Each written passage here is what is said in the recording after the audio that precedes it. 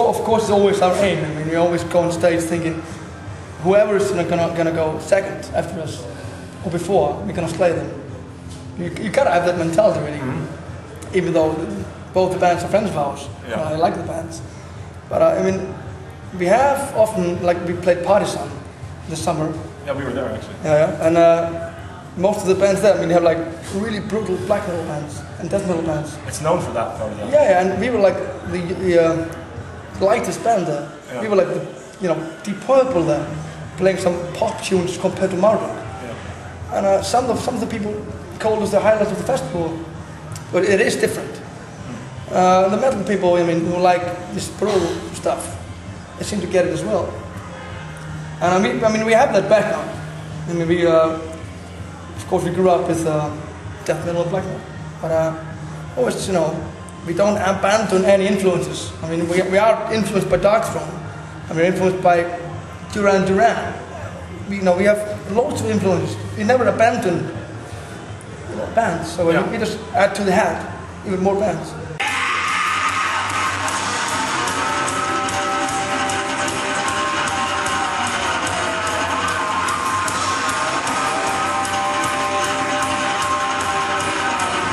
Point which my friend who's visiting from Dublin, Mick. Hi Mick, how's it going? Great. Good show, great show. Cheers, mate. There's a point which he made that Icelandic bands in general, and he mentioned Sigurðs and Mum. They're kind of eccentric compared to the scenes they're in, and that goes for you as well. I think it's. I mean, this is some guy said this, and it's really true. And I mean, this is such a small country. There's no scene like in Finland. You can form a folk metal band and you'll almost make it. Just be a good folk metal band and you'll probably get signed. But back home, there's no metal labels, there's no metal clubs. Nobody will buy your album, nobody will book you, nobody will pay you. So people just do what the fuck they want because they don't care. They know that nobody's gonna care, so they just do what they want to do, and sometimes it works out. I mean, people were laughing about Sigurðs back in '95, 4/5. All those retarded people singing like elves and stuff like that. Same with Björk and the Sugar Cubes. People were laughing about Björk. Now they're like, oh, I fucking love Björk. So I don't know what it is, but I'm not going to say it's the nature or the water, but it is something with the mentality that we grew up in.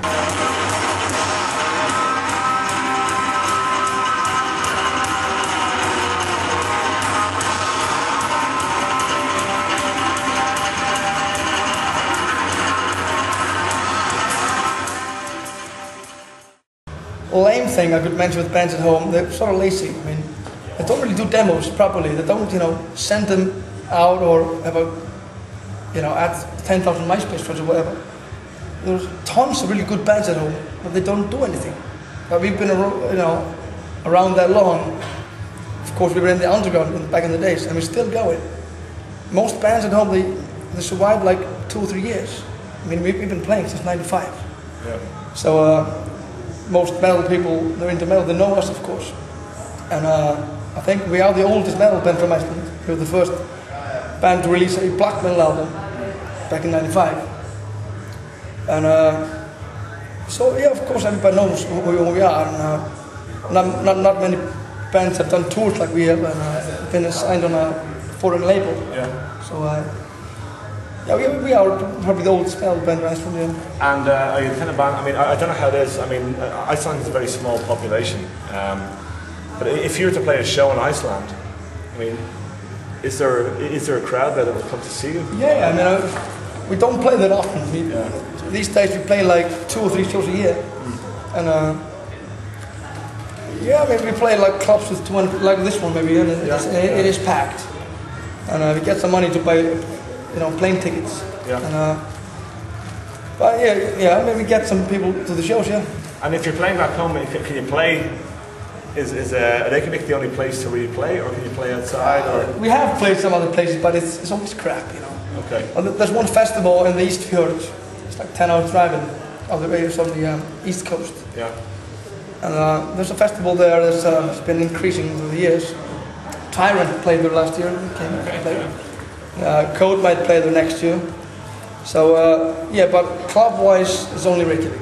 And a year ago, there was like they all closed down and opened like football bars. So that's not good for you. because there's not many people that pay to go to see metal gigs. So today it's all right. It's like 2 or 3 places we can play. So, but it used to be really terrible.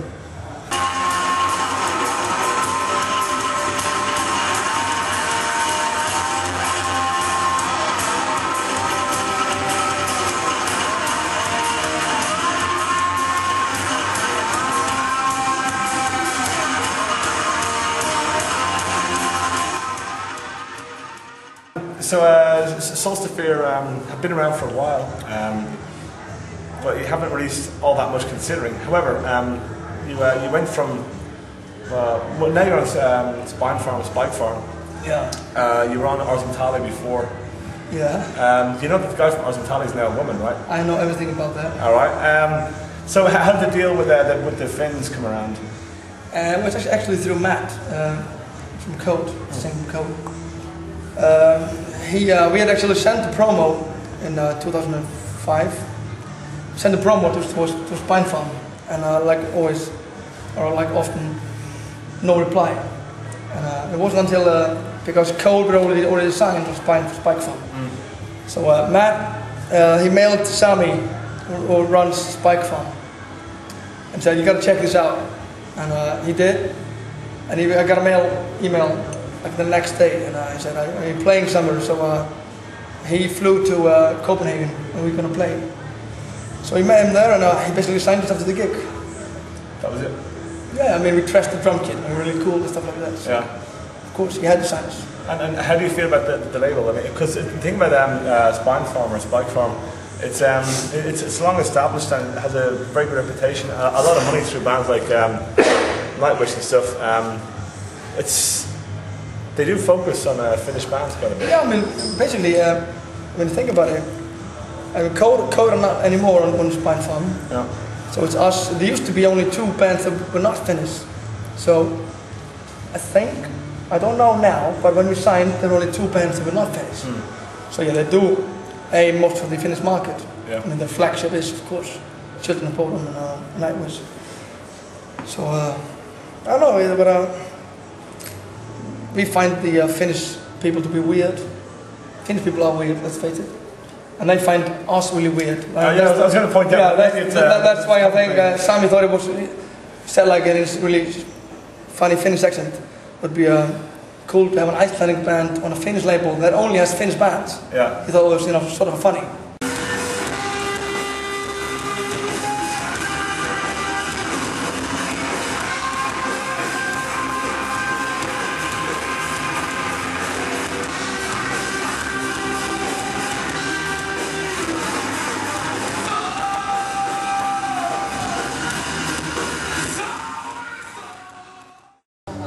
I mean, we've been on the road now for a week. I'm constantly thinking, will I be able to sing tomorrow? Yeah. Because I'm always singing really high up and I'm tearing my voice. Exactly. It's very high. So it's also rough, you know.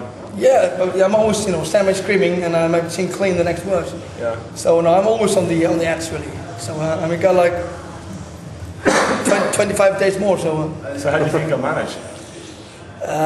Not too much drinking and not too much smoking cigarettes. Would you like a smoke? Sure, why not? And with this tour now, I mean, with you guys, it's a band that does have limited appeal because it's not it's not A4 music. Do you have any great expectations for the tour itself, or? We've been planning to do this for a long time now. I mean, like I said, we were in Iceland. They were going to book a tour, like back in 2002, but apparently also the label had some problems, and that all fell apart. And we've had many delays and many things haven't worked out. So we've been a long way planning this shit, and no expectations, no disappointments. It's my aim in this whole thing. But I'm sure it's gonna gain us new fans, and we're gonna reach people that we've been in contact with, meet new and old friends. So I think it's gonna be fine.